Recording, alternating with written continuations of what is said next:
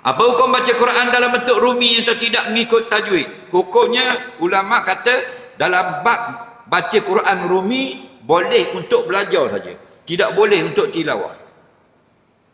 Contoh untuk belajar, kita tak pandai lagi nak ikut perkataan Arab, kita tengok yang ada rumus-rumus rumi. Dia kata alhamdu, ALHAMDU, alhamdu. Itu kan rumi. Faham? Maka itu untuk buat belajar harus. Ini fatwa ulama. Adapun kita sudah pandai membaca Quran, kita ambil Quran yang rumi, kita baca, haram. Kenapa? Tidak betul. Dia hanya sekadar membantu. Dia tak boleh sebut ain yang betul, tak boleh sebut kha yang betul, tak boleh sebut maknanya huruf ha yang betul. Nak bandingkan dengan huruf ha dengan ha, kan dia lain. Tidak akan dapat tepat. Tapi sekadar membantu boleh. Bismillah, BIS, bis. Patutnya bersing, bis. Nampak?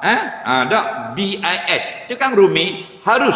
Mana? Ketika baru belajar. Soalan seterusnya.